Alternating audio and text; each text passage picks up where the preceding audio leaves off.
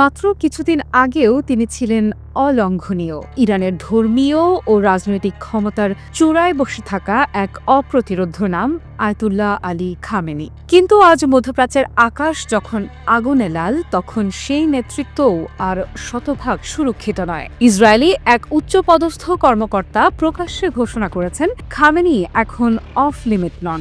অর্থাৎ এই মুহূর্তে যদি ইসরায়েল প্রতিশোধমূলক হামলার পথ বেছে নেয়, তাহলে ইরানের সর্বোচ্চ নেতার বাসভবন, ঘাঁটি কিংবা চলাচলের রুট সরাসরি টার্গেটে পরিণত হতে পারে। এটা নিছক হুমকি নয়, বরং এক সুস্পষ্ট যুদ্ধনীতি যা সরাসরি ব্যক্তিকেন্দ্রিক লড়াইয়ে রূপ নিতে চলেছে।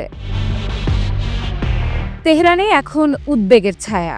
সর্বোচ্চ নেতার নিরাপত্তা বাড়ানো হয়েছে কয়েক গুণ। সামরিক গোয়েন্দা ইউনিট এবং রেভলিউশনারি গার্ডসের বিশেষ স্কোয়াড তার আশেপাশে ২৪ ঘণ্টা মোতায়েন। একাধিক স্যাটেলাইট প্রুফ বাংকার ও মোবাইল কন্ট্রোল সেন্টার প্রস্তুত রাখা হয়েছে। কিছু তথ্য অনুযায়ী খামেনিকে ইতোমধ্যে এক সিক্রেট লোকেশনে স্থানান্তর করা হয়েছে, যার অবস্থান শুধুমাত্র আইআরজিসির শীর্ষ পর্যায়ের কর্মকর্তারাই জানেন। কিন্তু সেটাও কি যথেষ্ট?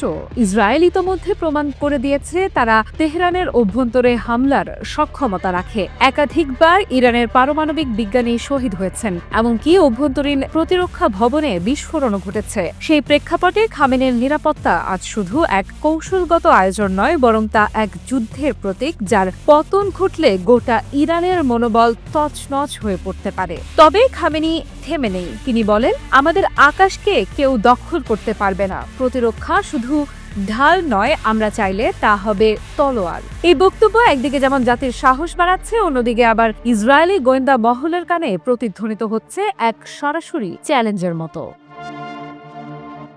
টানা সপ্তমবারের মতো বেস্ট টিস্যু পেপার ব্র্যান্ড হিসেবে স্বীকৃতি পেয়েছে বসুন্ধরা টিস্যু। এদিকে ইসরায়েলের প্রতিক্রিয়া খুবই ঠান্ডা, কিন্তু লক্ষ্য স্পষ্ট। বিশ্লেষকেরা বলছেন, ইরান যদি আর এক ধাপ এগোয়, অর্থাৎ ইসরায়েলের অভ্যন্তরে আরও ক্ষেপণাস্ত্র বা ড্রোন হামলা চালায়, তাহলে খামেনিকে টার্গেট করাটা আর কল্পনা থাকবে না, তা হয়ে উঠবে বাস্তব। কারণ এই যুদ্ধ এখন আর সীমান্তে আটকে নেই, এটি পরিণত হয়েছে নেতৃত্বের যুদ্ধ, ছায়া থেকে বের হয়ে খোলা মাঠে নেমে আসা দ্বন্দ্ব।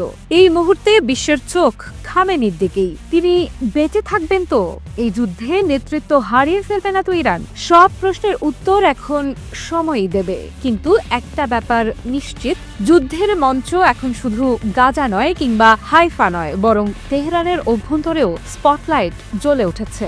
আর সেই আলোয় সবচেয়ে স্পষ্ট হয়ে উঠেছে একটি মুখ, আয়াতুল্লাহ আলী খামেনি। এখন তিনি ইরানের প্রতীক, ইসরায়েলের টার্গেট এবং সবচেয়ে বড় বাজি। আফরিদা ইফরাত, নিউজ 24।